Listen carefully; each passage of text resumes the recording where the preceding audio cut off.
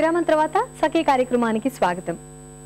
వెన్నదొంగ స్నేహితులతో యశోదకు తెలియకుండా ఆటపాటల్లో మునిగి తేలి గోపికలతో నాట్యం చేసే కృష్ణుడిలో ఎక్కడో మన చిన్ననాటి చిలిపి చేష్టల్ని పోల్చుకుంటామనుకుంటాను.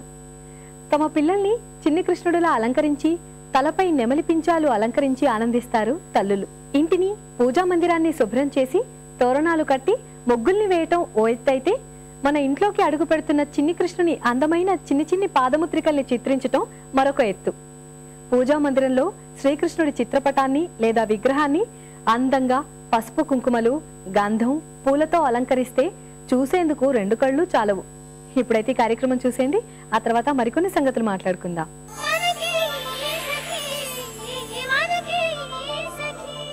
నమస్కారం. శ్రీకృష్ణాష్టమి ప్రత్యేక కార్యక్రమానికి స్వాగతం. ఈరోజు మనతో పాటు ఉన్నారు ప్రముఖ గజల్ గాయకుడు గజల్ శ్రీనివాస్ గారి కుమార్తె సంస్కృతి గజల్ శ్రీనివాస్. హాయ్ సంస్కృతి. హలో, ఎలా ఉన్నారు? చాలా బాగున్నాను. మీరు ఎలా ఉన్నారు? నేను చాలా చాలా బాగున్నాను. మీ పేరు అయితే చాలా చాలా బాగుంది, సంస్కృతి. Thank you. సో ఇది శ్రీకృష్ణాష్టమి ప్రత్యేక కార్యక్రమం. సో ఫస్ట్ మనం కృష్ణుడిని తలుచుకుంటూ ఆయన మీద ఒక పాట కానీ కీర్తన కానీ పాడతారా?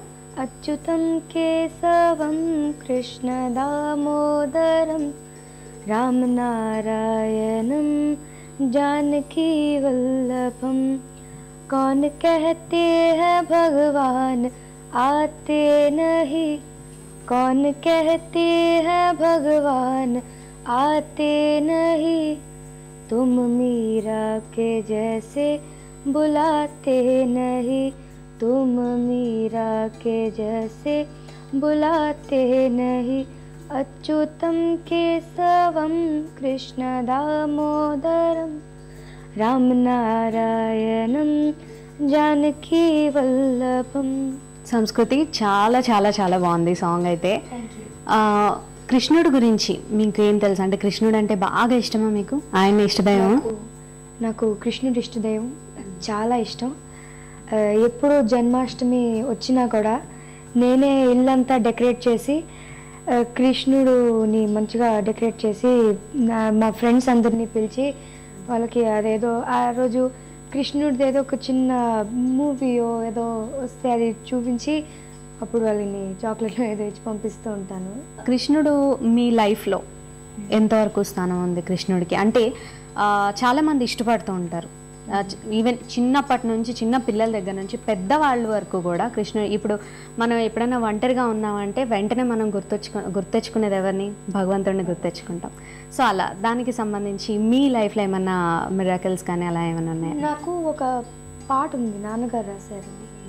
పిల్లల్ని ఇద్దరు అమ్మ నాన్న అందరూ పనులకి వెళ్ళిపోతారు, అప్పుడు పిల్లలు స్కూల్ నుంచి వచ్చి ఎంతో లోన్లీగా ఫీల్ అవుతారు. దాని మీద ఒక చిన్న పాట. ఎవరితో ఆటలాడుకోవాలి, నేను ఎవరితో పాట పాడుకోవాలి, అమ్మ చూస్తే పగలంతా వంట ఇంటిలో, తీరిక దొరికిన వెంటనే టీవీ సీరియల్లో, మా ఇంటిలో నేనే ఒంటరిదాన్ని, మా ఇంటిలో నేనే ఒంటరిదాన్ని, కృష్ణ నా కోసం రా కృష్ణ, నేను ఎవరితో పాట పాడుకోవాలి, నేను ఎవరితో మాటలాడుకోవాలి.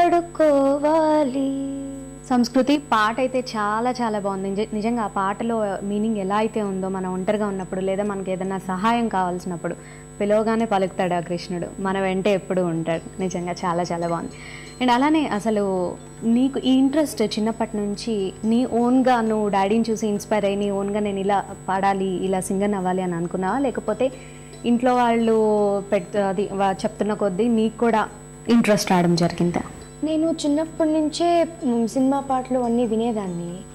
అప్పుడు చాలాసార్లు నాన్నతో ప్రోగ్రామ్స్కి వెళ్ళినప్పుడు అందరూ ప్రోగ్రామ్ అయిపోయాక చాలా బాగా పాడారండి మీరు, గుండెల్ని టచ్ చేశారండి అనేవారు అనమాట. చాలా ఇమోషనల్గా అయ్యి వాళ్ళు, అంటే ఆ మీనింగ్ పాటలో ఉన్నది, అయ్యో ఇంత మంచి పాట పాడుతున్నారే నాన్న, నేను అంటే నేను ఇది పాడాలి, అందరూ నేను ఇలాగ పాడితేనే ఐ ఫీల్ హ్యాపీ, ఇది నాకు బాగుంటుంది అంటే నేను అమ్మ వాళ్ళతో చెప్పాను అనమాట, నాకు కూడా సింగర్ అవ్వాలని అంటే అమ్మ వాళ్ళు కూడా నన్ను అప్పటి నుంచి అమ్మ నాన్న ఇద్దరు ఎంకరేజ్ చేశారు.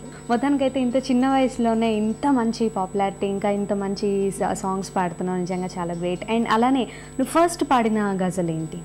నేను ఫస్ట్ పాడిన గజల్ డాక్టర్ సి నారాయణ రెడ్డి గారు రాసినది, మంచు పొగలుండేవి అనే పాట. మంచు పొగలుండేవి మరి కొన్ని నిమిషాలే, ఆపిద పానిండేవి ఆదిత్య కిరణాలే. మంచు పొగలుండేవి మరి కొన్ని నిమిషాలే, ఆపిద పానిండేవి ఆదిత్య కిరణాలే. ముళ్ళు కాటేస్తున్నా జల్లు జడిపిస్తున్నా, ముళ్ళు కాటేస్తున్నా జల్లు జడిపిస్తున్నా, కడదాకా నడిచేవి తడబడని చరణాలే, తడబడని చరణాలే. ఇటీవలే నీ ఆల్బమ్ రిలీజ్ అయింది చిరు గజల్లు. పెద్ద పెద్ద వాళ్ళందరూ వచ్చారు, సినీ ప్రముఖులు అందరూ వచ్చారు, బాగా అప్రిషియేట్ చేశారు. ఎలా అనిపించింది, ఫీలింగ్స్ ఏంటి? నాకు ఈ ఆల్బమ్ రిలీజ్ అవుతుందనే నమ్మకమే కలగలేదన్నమాట. అంటే చాలా ఆనందం వచ్చింది. డాక్టర్ సి నారాయణ రెడ్డి గారు, యాలగడ్డ లక్ష్మీప్రసాద్ గారు వాళ్ళందరూ నా గురించి మాట్లాడడం, అంటే నన్ను అప్రిషియేట్ చేయడం, ఈ పనికి బాగా పాడావు, అందరూ నా దగ్గరికి వచ్చి చాలా బాగా పాడావమ్మా, నాన్నకన్నా గొప్ప సింగర్ అవుతావు అలా అనడం అంటే నాకు చాలా ఆనందంగా ఉందన్నమాట. ఓకే, ఈ సంస్కృతి మరి భవిష్యత్తులో ఏం అవ్వాలనుకుంటున్నాను, నీ గోల్స్ ఏంటి? భవిష్యత్తులో నేను నాన్నగారి కన్నా గొప్ప గాయకురాన్ని కావాలి, సింగర్ని కావాలి అనుకుంటున్నాను. అలాగే నాన్నగారు ఓల్డ్ ఏజ్ హోమ్స్కి అన్నిటికీ డబ్బులు డొనేట్ చేస్తూ ఉంటారు. సో అలాగే నేను కూడా నా సేవింగ్స్ నుంచి డబ్బులు ఇస్తూ ఉంటాను, ఓల్డ్ ఏజ్ హోమ్స్ డొనేట్ చేస్తాను. యాజ్ వెల్ యాజ్ నాకు పెద్ద అయ్యాక పొలిటీషియన్ అవ్వాలని ఎప్పుడు కోరిక ఉండేది. సో అది ఎప్పుడు లైక్ ఇంకా అవుతాను, చూడాలి. ఓకే, సంస్కృతి కృష్ణాష్టమి సందర్భంగా నీ డ్రీమ్స్ అన్నీ కూడా ఫుల్ఫిల్ అవ్వాలి. నువ్వు అన్నావు కదా పొలిటీషియన్ అవ్వాలి అని, చాలా రేర్గా ఉంటుంది ఇది చాలామందికి. సో నీ డ్రీమ్స్ అన్నీ ఫుల్ఫిల్ అయ్యి మంచి సింగర్, మీ నాన్నగారి కన్నా మంచి సింగర్ అవ్వాలని మనస్ఫూర్తిగా కోరుకుంటూ మరి చివరిలో మా ప్రేక్షకుల కోసం ఓ మంచి పాట. నమ్మదగిన మనిషేడి అమ్మ తప్ప, బడుతాయి ఉన్నాడా బ్రహ్మ తప్ప. నమ్మదగిన మనిషేడి అమ్మ తప్ప, బడుతాయి ఉన్నాడా బ్రహ్మ తప్ప. తనువంతా మేకప్పులు తగిలించారే, తనువంతా మేకప్పులు తగిలించారే. మంచి మనిషి తయారయ్యాడా, మంచి మనిషి తయారయ్యాడా. బొమ్మ తప్ప మంచి మనిషి తయారయ్యాడా, బొమ్మ తప్ప. నమ్మదగిన మనిషేడి అమ్మ తప్ప, బడుతాయి ఉన్నాడా బ్రహ్మ తప్ప. సంస్కృతి పాట అయితే చాలా చాలా బాగుంది అమ్మ మీద, నిజంగా thank you very much. Thank you.